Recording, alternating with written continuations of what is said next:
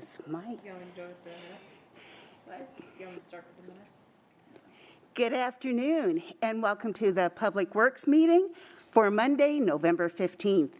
I am Brenda Fincher, Chair of the committee. I have with me Council Members Southwinder Core, Council Member Marley Larimer, Department Director Chad Barron, and Cheryl Visef is keeping everything for the records. Are there any changes to the agenda? No changes. No changes, then we are ready for a motion. For minutes? Chair, I make a motion to approve minutes for November 1st, 2021.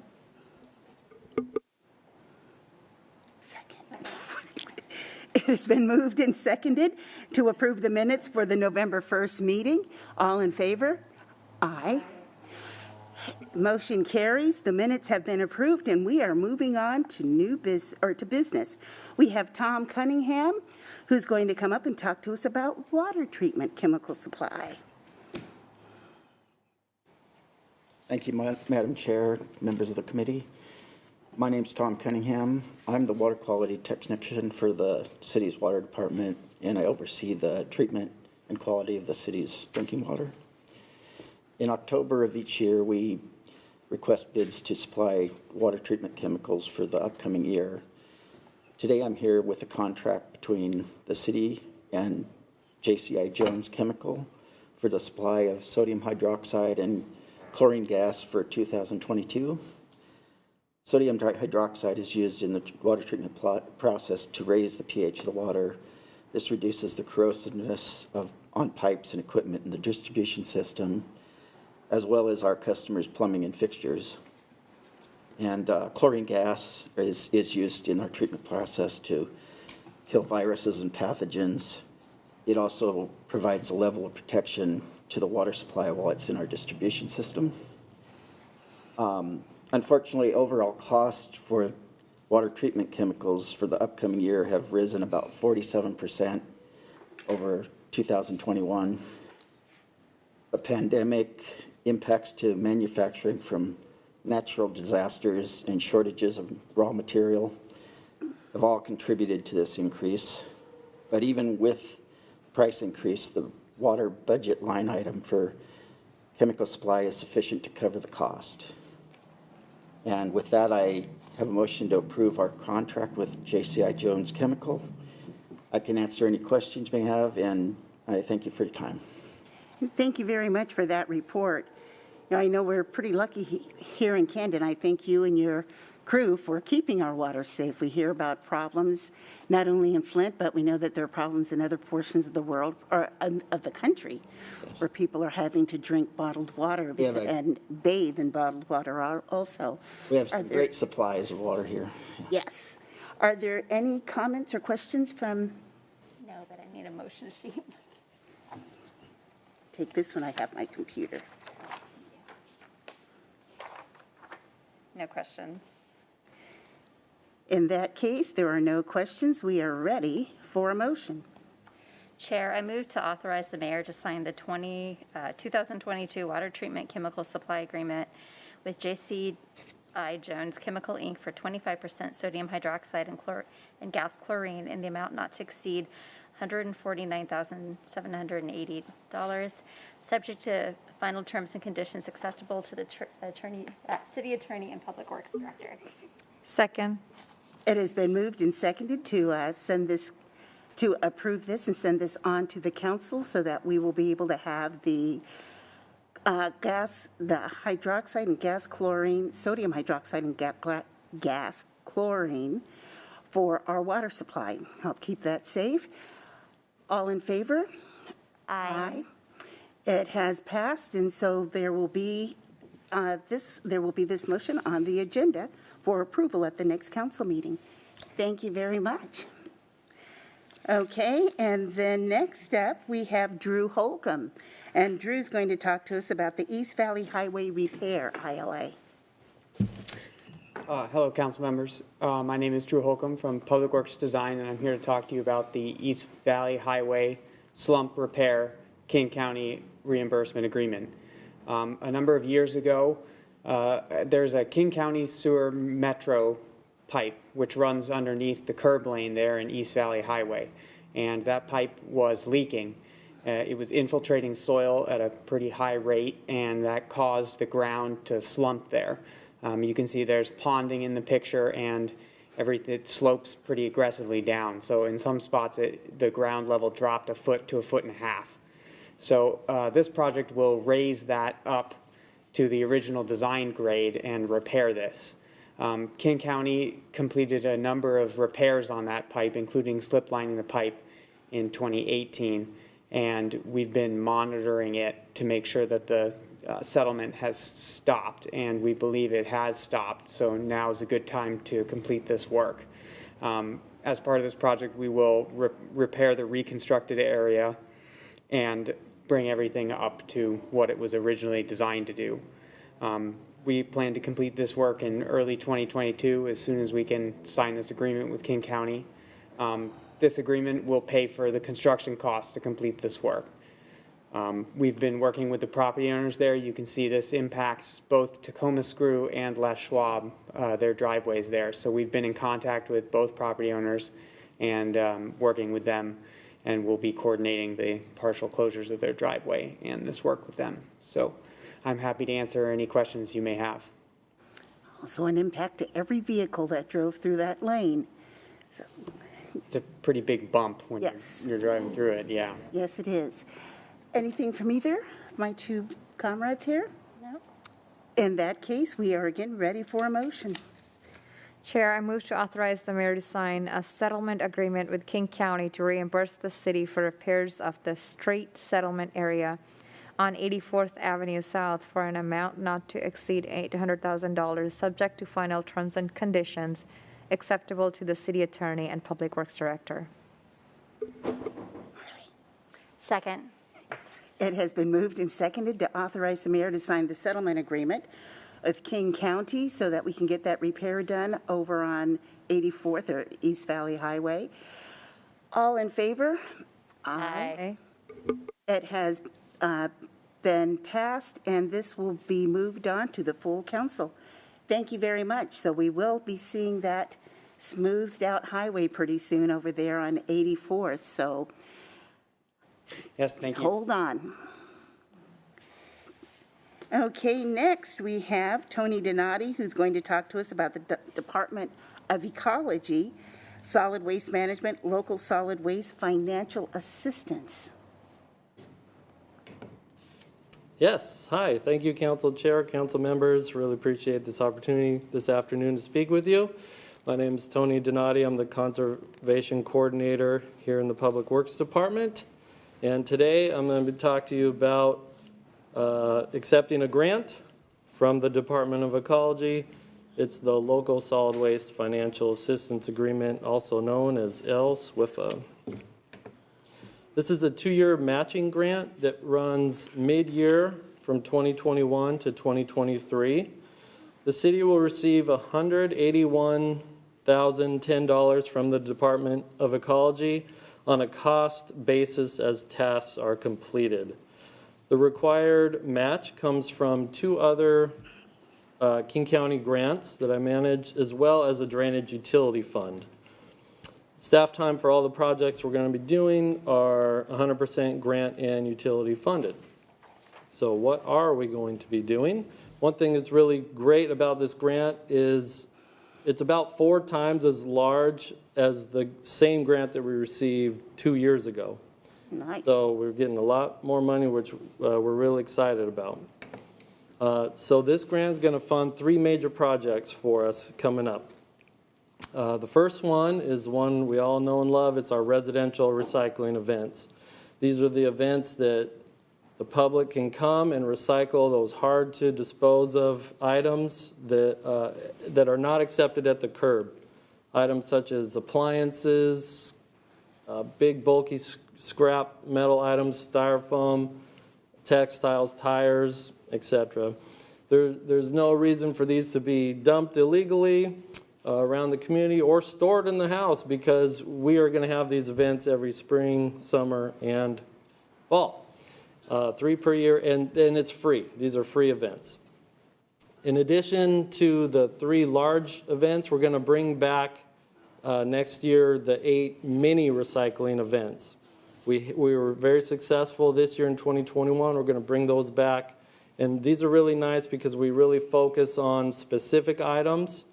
And then we spread these out throughout the city. The West Hill, Valley, East Hill. These are also free events.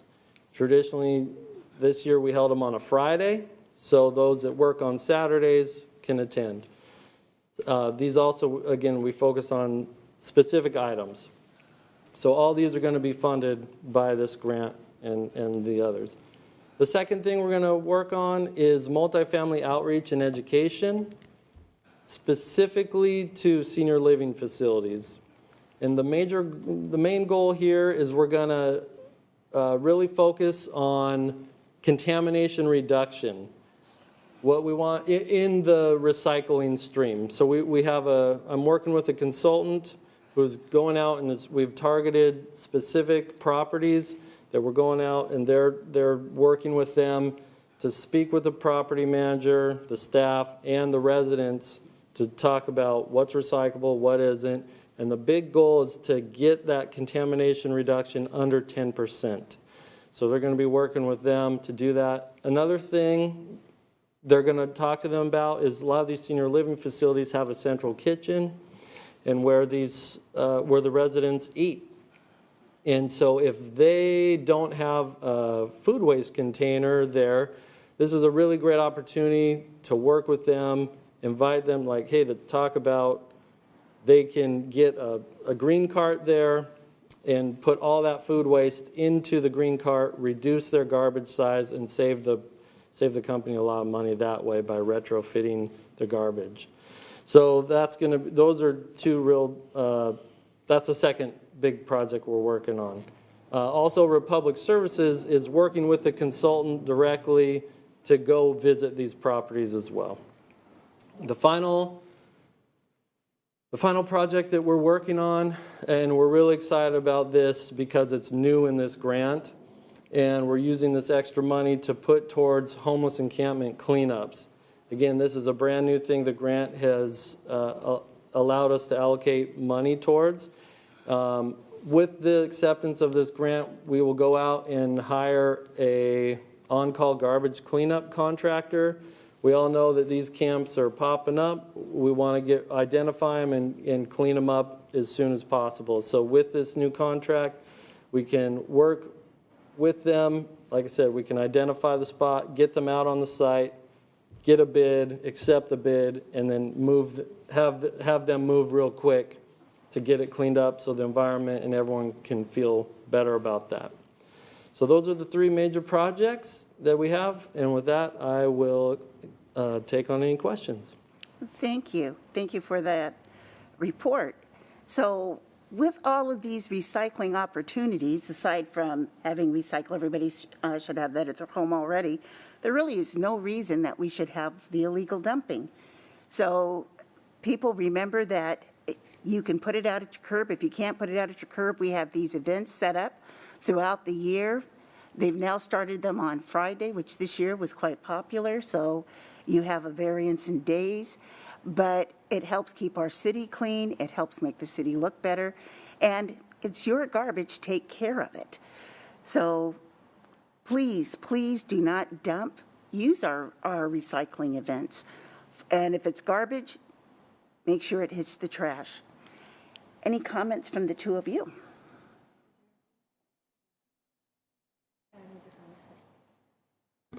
Just a clarification, Tony pointed out that part of the money would be going for homeless encampment cleanup.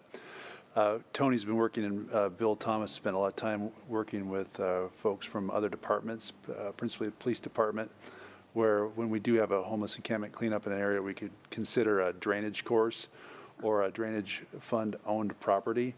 They go in beforehand and they notify, if there's anybody in the encampment, still notify them that they need to move along. And they give them, I can't remember if it's 48 or 72 hours to move their belongings. And then we go in and, as shown in the pictures, if there's just a lot of trash, we need to go in and pick it up. So a clarification for folks watching at home that we don't just roll in and clean up the camp, we post it first. Good clarification. Yes, Councilmember Core? That was part of my question, but the other one is, so we'll have our big 6 events and then 16, it says 16 mini events on various days and not just Fridays and stuff, right? So yeah, what we did this year, and that is so the grant covers a 2-year period of time. Within that period of time, we will hold 16 of these mini events. So that technically meant the summer mini events, the 4 summer mini events this year, 8 next year, and the spring in 2023. So that'll equal. And these events are free also when people go out to them. Councilmember? Yeah, I do have a question. And I ask this because I don't even know that I'm clear on exactly what can be put on the curb. And, I think, I see like broken furniture put out on the curb and then it sits there for weeks at a time. What have we done or Republic done to help communicate like exactly what can be accepted at the curb and what would have to go to one of these events, or, I assume, it's up to them to figure out how to get that broken couch in a sedan and get it to an event or the dump, so. Yeah, good question and clarification. Furniture, right, unfortunately is not a recyclable item, reusable. So in that sense, yes, if it is in good shape. Otherwise, yeah, it does need to be brought to a transfer station. Residents can contact Republic Services, and for a fee, they can put out large items at the curb, and they will come and dispose of that. But that has to be called ahead. You have to call ahead, okay. Yep, and to verify that, yeah. Okay, great, thank you. Yes. Will you be doing any of those events this year that you did via, I think they were Facebook, but where people could call in or write in with their questions, rather, and you would answer those? There were questions geared toward recycling, what is recyclable and what isn't. You were talking about lowering the contamination rate, so letting people know what actually goes in. Sometimes you think it may go in, but you're not really sure. So in that case, if you're in doubt, throw it out. But will you be doing any of those events? Yeah, that was a fun event. It was, can I recycle this? Ask an expert. Spoiler alert, I was the expert. But yeah, there was a Facebook event. We did that toward the end of last year and in the beginning part of this year. And so that was a really fun event through the Facebook. And I'll have to work with multimedia to see if we can figure out like probably a better platform to do something like that, because that was a fun event. We got a lot of great participation. And then, yeah, people would ask live questions. We'd get them answered right away or point them in the direction that they want to go to. So, yeah, that's definitely something that we could look into and continue on. And if people have questions as to whether something is garbage or whether it's recycling, who would they contact? Yeah, I mean, you can always contact me directly. I'm always available, happy to speak with you directly. I can be contacted, tdonati@kentwa.gov. My phone number is 253-856-5589. You could always contact me directly, Republic Services, Google, King County, what do I do with? There's a lot of different ways that people can find out what's accepted at the curb. RepublicServicesKent.com is another website that our hauler has that has a lot of nice information specific towards Kent as well. I'm going to add, if there's a group out there, I know that I have heard you speak to some groups, and you do a wonderful job, make it very entertaining and knowledgeable, so that's another option, so thank you very much. You're welcome, my pleasure. Thank you. Okay, in that instance, Ready for a motion? yes, ready for the motion. Chair, I move to recommend the council authorize the mayor to sign the Department of Ecology Local Solid Waste Financial Assistance Agreement in the amount of $181,010, subject to final terms and conditions acceptable to the city attorney and public works director. Second. It has been moved and seconded to approve the grant for $181,010 for the Ecology Local Solid Waste Financial Assistance Agreement. Move that on to council. All in favor? Aye. Motion carries. It will be moved onto the council so that we can have that agreement for the Ecology Local Solid Waste Financial Assistance Agreement, $181,010, approved, hopefully approved. Thank you very much. And we now have Bill Thomas, Jennifer Harrell, and Scott Schroeder talking about pollinator flower patches. Well, thank you, Madam Chair and committee members. I'm here to introduce Jennifer Harrell. She's going to be speaking on this very interesting subject. I've learned a lot over the last couple of weeks putting this thing together, and quite frankly, I am excited. Jennifer Harrell has nearly 25 years' experience with the City of Kent, and I imagine she has a lifetime full of horticulture experience. So in my opinion, I think she's very well an expert in this field. So I'm thrilled to hear, and we also have Scott Schroeder here, who's Jennifer's supervisor. He's supervisor of vegetation management. So I'm thrilled to hear the information she has to present here, as well as you are too, I'm sure. We are excited With about that, this. Jennifer, will you come on up? All right, well, I'm very excited to talk about this project.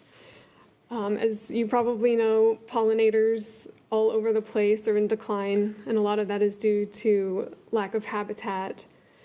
And so we have decided we're going to start doing pollinator flower patches. Originally, we were going to call them pollinator gardens, but part of the point is that these areas should be low maintenance. So garden sort of implies a level of maintenance that these areas are not going to get. So some of the benefits of planting these pollinator flower patches are we will reduce vegetation maintenance for our crews, provide food and host plants for pollinators throughout the growing season. And the growing season is basically from about April till the end of October. And we've had a really mild year this year, so we actually still have some things blooming out there. And these will add interest and color to our right-of-ways. So these are some of our local pollinators that we will be targeting.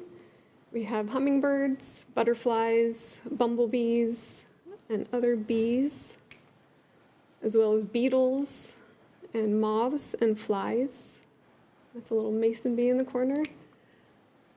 So all across the country, there are different entities and agencies that do similar projects. This is a picture from Texas of their highway wildflower program. So a lot of these are state departments of transportation, and they fund these wildflower areas in the right-of-ways, usually through license plates, like personalized license plates that are wildflower-oriented. So hopefully we will make our right-of-ways look something like this. That's the goal. One of the areas that we are going to start with is this little corner here at 64th Avenue South and 228th Street. It's a pretty busy intersection. This is a corner that gets mowed regularly as part of the right-of-way of 64th Avenue. And it's just grass. It's pretty plain, so I think it would be really nice to add some flowers. And instead of mowing this 4 times a year, hopefully we can mow it once, or maybe not even at all. And a larger area that we are considering doing is this off-ramp area of the 277th corridor. So this is the eastbound side. So it would just be that triangle between the corridor and the off-ramp. And this adds up to about an acre, a little less than an acre in size. And again, it's just an area that, you can tell we mow part of it, and the rest is just a nice little meadow grass. So why not add some flowers to that and make it better habitat? And the third one for sometime in the future, hopefully, is Veterans Drive. Again, the on and off ramps of Veterans Drive. You can see that it has a few trees and some shrubs, but most of it's just open. So it would be really nice to add some flowers. So how are we going to do this? As you can see, especially Veterans Drive was a pretty steep slope. So we were trying to think of equipment that we already have, that we don't have to rent anything, we don't have to buy anything special. So we thought of our remote control mower that we use for holding ponds. And you can see on the tracks there, they actually have spikes on the tracks. So I spoke to our operator, and part of what we need to do is just displace some of that grass so that we have good soil contact for our seed that we'll put down. So I asked him if this would tear up grass, and he said if you maneuver it correctly, you can if you want to. That's not their goal in holding ponds, but he said that if they want to, they can make tight turns and make this thing dig up some soil. We don't really want to rototill everything, we just need some soil contact for those seeds. And then the plan is right now to just spread the seed by hand in these areas once the soil's prepared. So as far as our mixture of plants, we want to make sure that we plant only things that are native to Western Washington, as local as we can. I'll have a slide later showing why that's a concern. So I'm working with one of our local seed producers that do only native seeds. So they're helping me come up with a good mix, but this is what we have so far. This is what hopefully will be blooming in the spring. These are the first things to bloom. So we have yarrow, sea blush, camas, and springbank clover. So these will all be blooming at the same time as each other. And you can see they have different flower shapes and different colors to attract different types of pollinators. And this is more of a late spring, summertime mix. We have columbine, our native red columbine, bluebells. Again, the springbank clover will be blooming throughout the growing season. So they're in all of the mixtures. A little bit of lupin. Lupin tends to take over areas, so we're only gonna put a little bit out there. And we have balsam root and larkspur. And later on, we'll have some tiger lily, goldenrod, pearly everlasting, the springbank clover again, and our Pacific aster and showy fleabane. So again, these are all species native to Western Washington. We have a mixture of colors, sizes, and flower shapes, and flowers blooming as long as possible from April through October. So this is a picture of one of the commercial seed mixes that's available, and you can see the purple and blue flowers in there. Those are actually on our state noxious weed list as a weed of concern. So it's not actually a noxious weed yet, but it's something that they're watching right now. So that's why we need to be really careful about what we're putting out. We don't want to put anything out there that could in the future become a problem, because we spend a lot of time and effort in fighting noxious weeds, and so the last thing we want to do is add to that. This is to reduce maintenance. Does anybody have any questions? I'm going to let Councilmember Larimer start this one. I am so excited. I am just like thrilled that we're doing this. I can't think of any better use for those little areas that we have throughout the city. And I love the idea too that you're going to be able to reduce mowing, and so that's, offsets any cost, I would assume, of the seeds. So yeah, I'm just thrilled that we're doing this. So thank you for doing Yeah, there's so many places that we can do this. Yeah. Councilmember Court? Just a comment, I'm impressed with your knowledge, so thank you. Thanks. I was impressed that as you were naming the flowers, you weren't looking down at a list. Oh, So you and Scott, the amount of knowledge that the two of you have is pretty immense, and the rest of the crew. But I am happy not only are we going to be able to save money because it's going to cut the maintenance, and the reason it's going to, we have so much for you guys to work on that it's hard getting to that now. We get the calls in, from people saying, this retention pond needs to be cut. The grass is really tall over here. Can you get somebody out to cut that? So this is going to help with that. It's going to give you time to cut some of those areas that may not have that. Plus with the pollinators goes directly to food.